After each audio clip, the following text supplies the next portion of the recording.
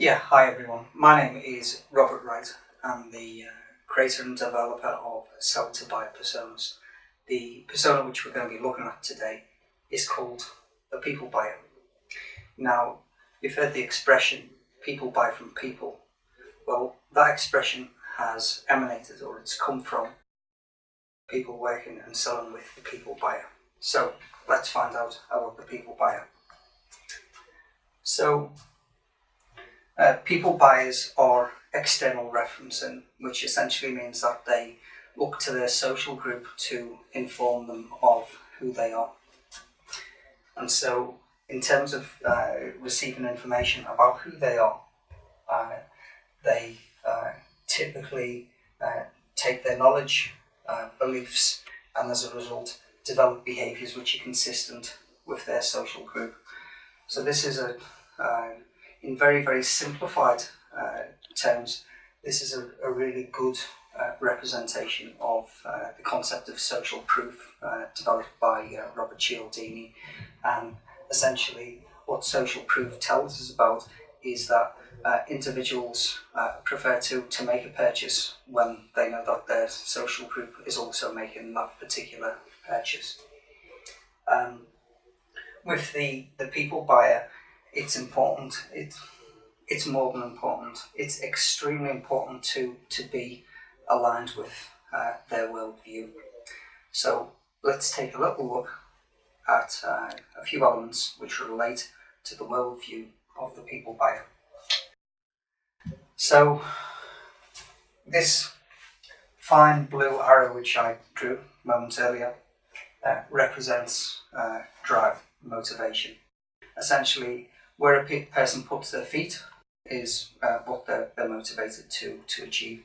And with the people buyer, they're motivated to achieve a core concept, which is harmony, both within themselves and within the people that they serve and the people they live with. And so typically core benefits of a purchase made by a people buyer is designed to create welfare, balance and well-being. And this particular buyer believes that success should be shared.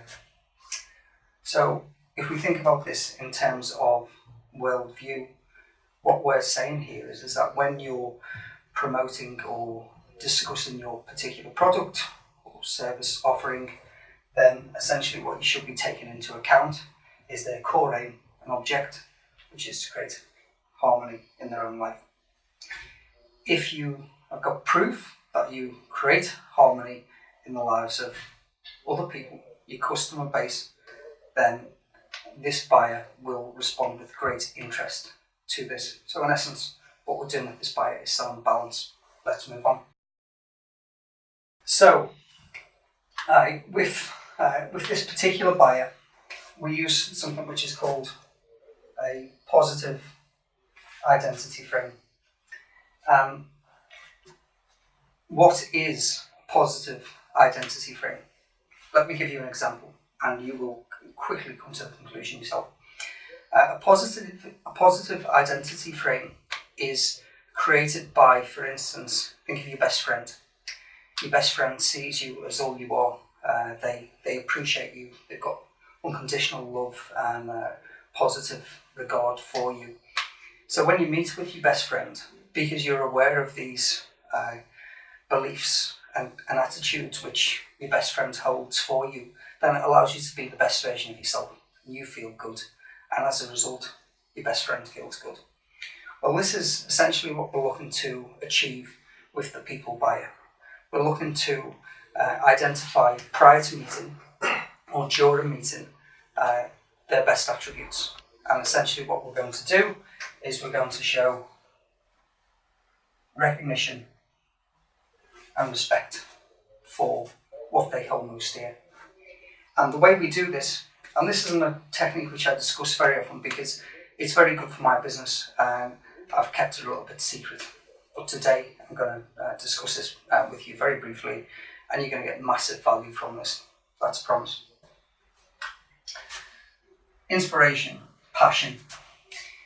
If if you open up a conversation by first looking to understand the inspiration or the passion which took a person from where they were in the past to where they are, their successful version of themselves or the best version of themselves in the present, that person is able to relive and consequently be the best version of themselves in the present.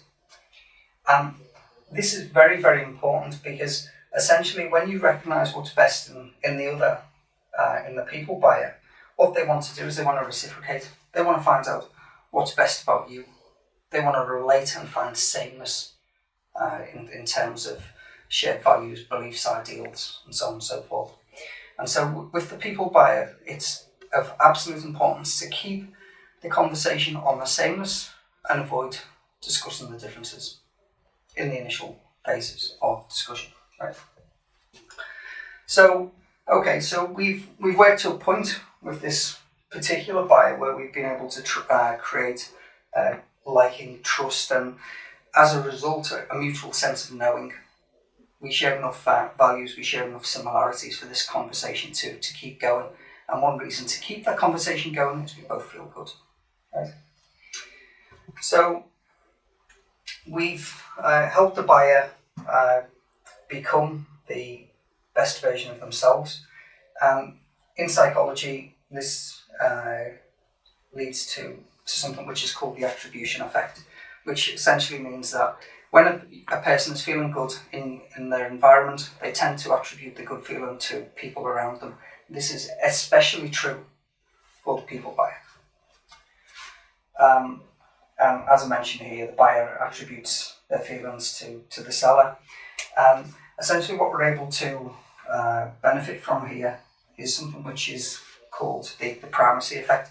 So you've just met with your people buyer, you've made a suitably positive impression, you've allowed the person to be the best version of themselves, they therefore seek to reciprocate and learn about you, and essentially they will, in some instances and in some ways, project their own positive attributes onto you, the seller, and also, of course, they will show recognition and respect for your own individual attributes.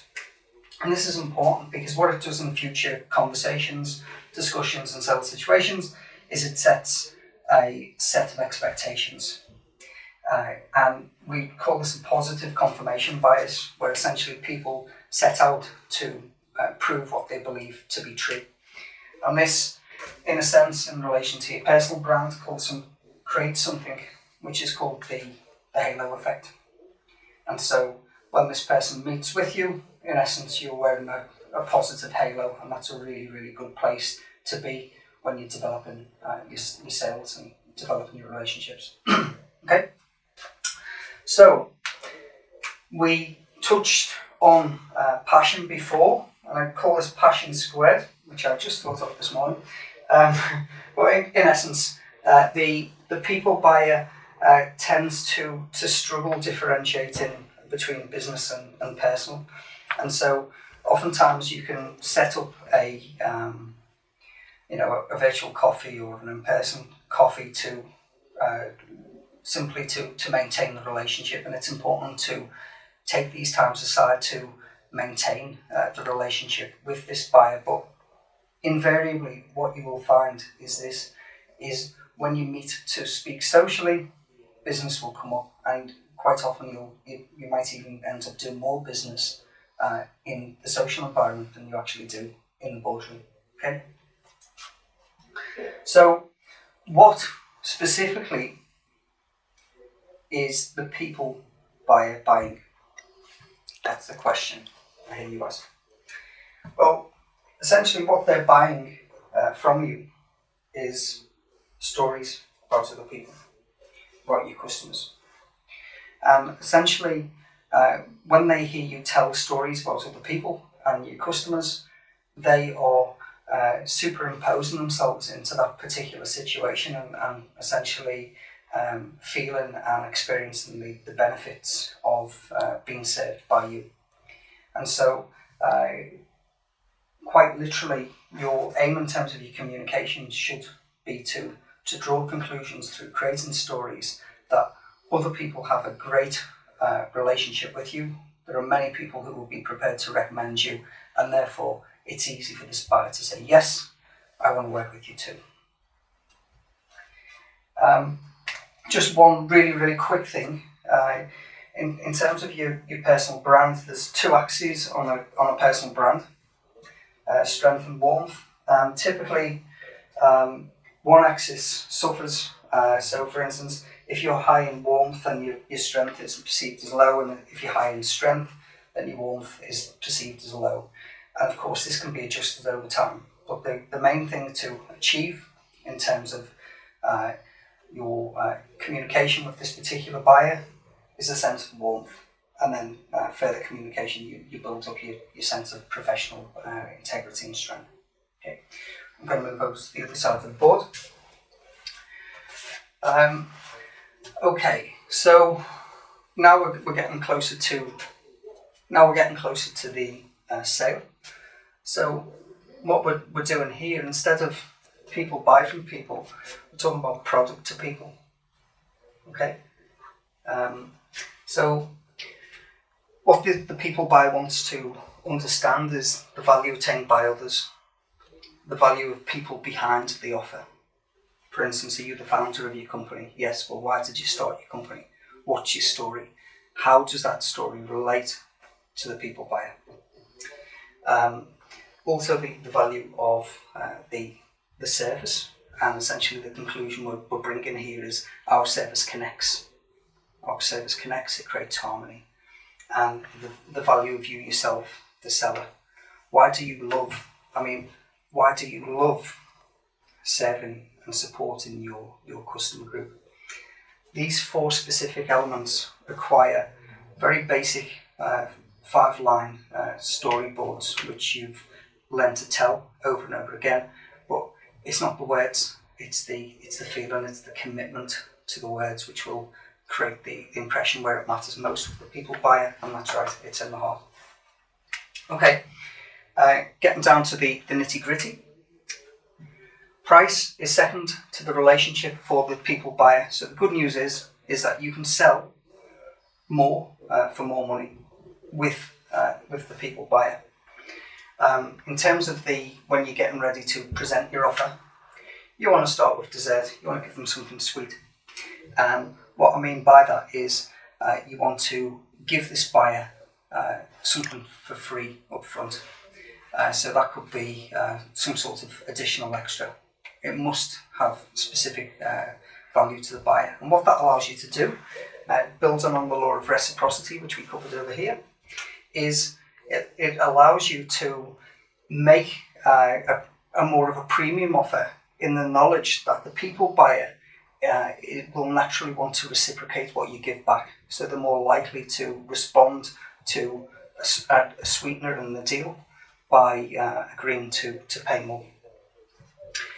So you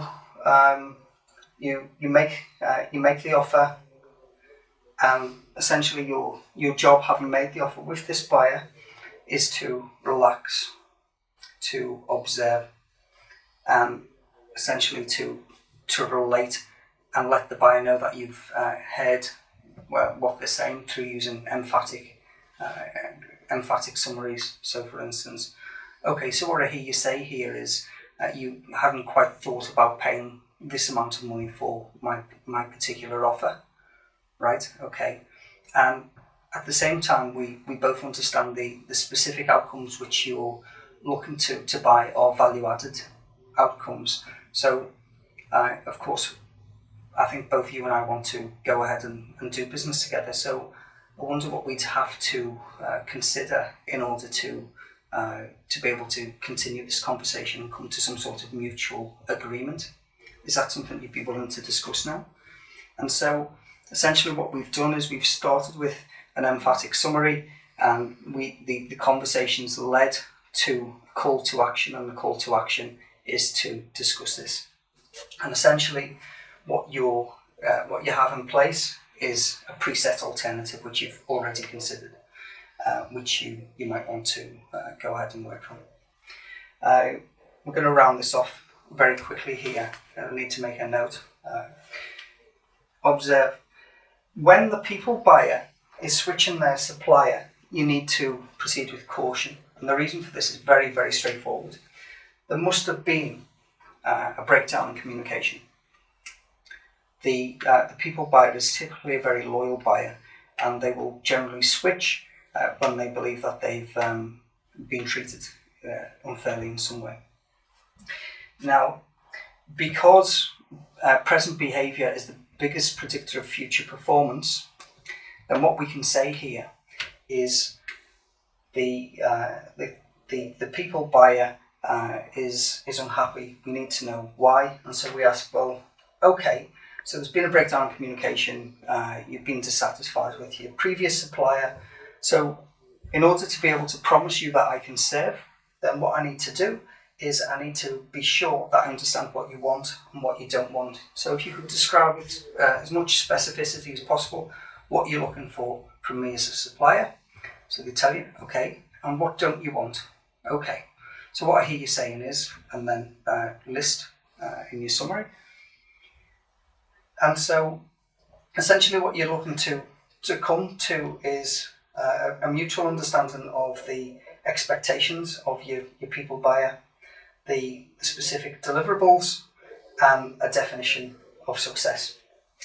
And once you've been through this process, you then use what's called a catch-all question by saying, do we have total clarity? Are we in complete agreement here? And on the basis that the buyer says yes, you're then going to ask the permission, which is important with the people buyer. Can I continue? You say yes.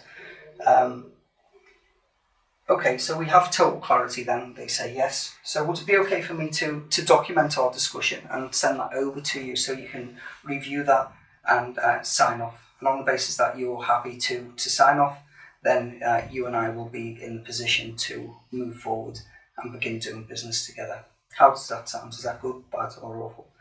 Of course, they're going to laugh and they're going to say good, great, and take it from there. So that's the end of part one of the people buyer. Thank you very much.